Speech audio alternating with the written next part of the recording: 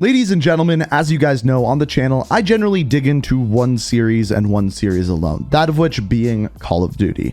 Today we're going to take a little bit of a step in a different direction with a different game altogether, but at the same time, throughout the whole video, we're going to be comparing it to Call of Duty. In fact, we're actually going to be looking at 3 different games, and you'll see why as we go through, but essentially what I want to look at is Battlefield 2042 and whether or not it'll be the Call of Duty killer.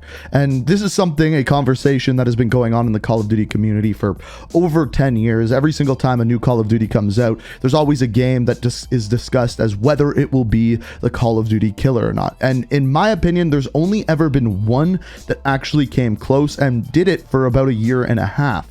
And we'll get to that in a minute. But today we're going to be looking at Battlefield 2042 and whether or not that will be the Call of Duty killer. And you'll see why as we go through it. But first, I wanted to start off by explaining why we are even talking about this. And the main reason is the next Call of Duty game. So as we know, the next Call of Duty game is to be developed by Sledgehammer. It's going to be a World War II shooter, take place during World War II or slightly after, and it'll be kind of an old school game, kind of like Call of Duty World at War or Call of Duty World War II, something along those lines. And ever since that was announced, people have been kind of opposed to it, not wanting the Call of Duty franchise to go back into the past. They like the modern games or slightly in the future, like we have with various Black Ops games. And with Black Ops Cold War this year, we've already been in the past for a year, so people are kind of wanting a little bit of a change, but in turn, we are going even further back. Now, in response to this, we have Battlefield 2042, which, as you can probably tell by the title, takes place in the year 2042, slightly in the future, nothing too crazy like wall running or anything like that, but of course, there will be future tech and some new things in there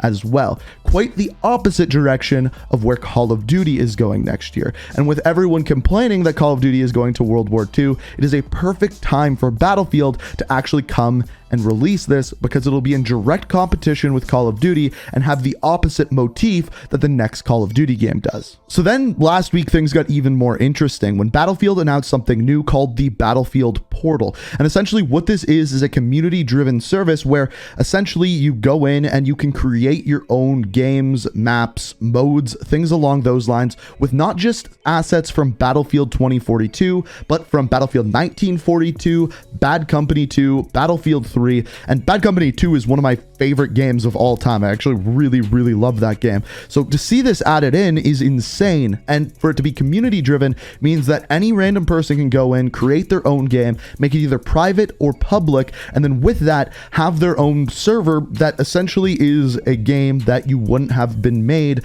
by the developer themselves. Now, this platform may actually be a bigger deal than you may think. Now, the reason why I personally say this is I never really found Battlefield in direct competition with Call of Duty. Call of Duty has these smaller scale 6v6 battles with constant action, whereas Battlefield is more so these giant, large scale battles on massive maps that are a little bit different. They're squad based, a little bit more tactical. You have to choose different classes based off of how you want to play the game and who you're playing with in your squad. So there was never the complete direct comparison, but of course, they were both first-person shooters. Now, with this platform, essentially someone can go in, take assets from the various different games and create smaller scale 6v6 battles that you can play on and be super fast-paced. Now, I don't know how this will work in with progression in the game, leveling, so on and so forth, but that'll be a big part of what this and where this actually goes. Now, where this gets interesting is when we actually look at the more direct comparisons with not only the games themselves,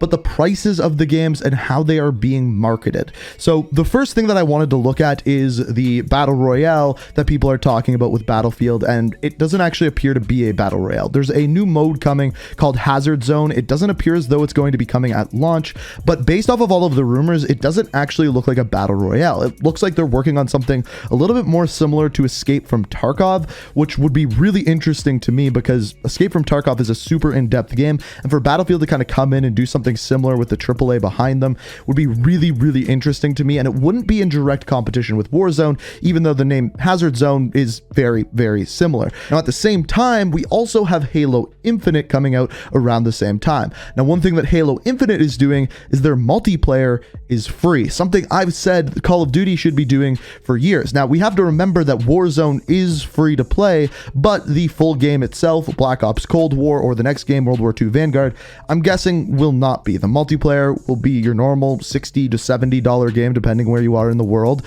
And because of that, you have to pay to get it, pay to play it.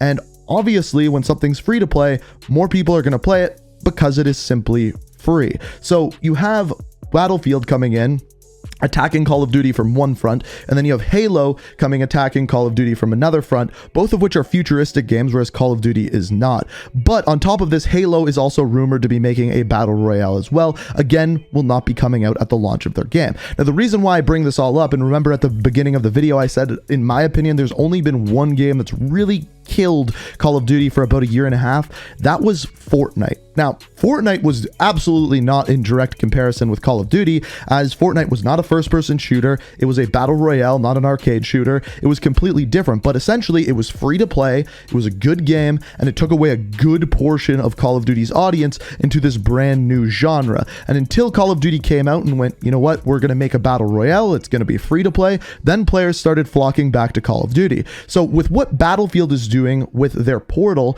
and making it so that you can create your own maps, create your own games, and make the game as you want it, this is now something that Call of Duty may be forced into if it goes well for Battlefield, which is crazy because this would be something that it'd be brand new to the series. There has been some things there before on PC, but other than that, nothing really crazy like this has ever existed in Call of Duty, especially to the extent where multiple different Battlefield games are all going into that customization. So why are all these things important and why am I talking about them? Because for the first time in a couple of years, basically since before Modern Warfare 2019 came out, Call of Duty is going to have some very direct competition. With Halo, they are going to have another multiplayer game that is free to play. With Battlefield, it's going to be a multiplayer game that they've kind of always competed against. On top of this, Battlefield is interestingly adding some new things like the portal to add some customization to the way people play. They're also implementing that new game mode, the Hazard Warfare, which is going to be very interesting to see what that is. Yet Call of Duty tends to stick towards what works for them. So if I was a betting man, I would bet that the next Call of Duty game will come out with a campaign, it'll come out with multiplayer, both of which you will have to pay for to play. Warzone will remain free to play, and then some of the things from the multiplayer, like the weapons and maybe even the perks, will get implemented in towards Warzone.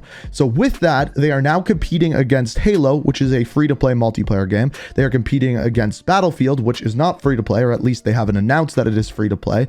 But there's just a lot of competition, and both of them are futuristic shooters, whereas Call of Duty, based off of all of the leaks that we've got, which seem pretty reputable, is going to take place in the past. So for the first time in years, Call of Duty is going to be in a very interesting place, and if they don't either knock it out of the park, or if they make the multiplayer free to play, that would change everything. But based off of what the competition is doing, they're going to have to adjust what they are doing as well to try to get the market of those shooter games. It's going to be interesting, but because of this competition, it is not a bad thing. I know there's going to be a flame war in the comments saying Call of Duty is better than Battlefield, Battlefield's better than Call of Duty, both are awful, and Halo's the best. I'm sure all of that's going to be down in there.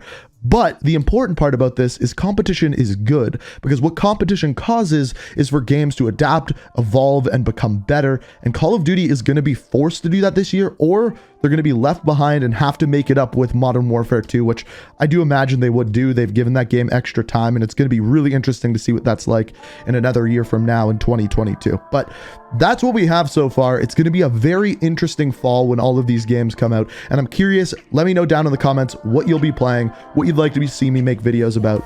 Let me know what you think down in the comments. If you enjoyed the video, always appreciate it if you hit that like button. If you're new to the channel, like what you see, want to stay up to date on all my videos, subscribe, notifications, all that good jazz. Thank you so much for watching, and until next time, peace out. We are reaching for the stars, but we're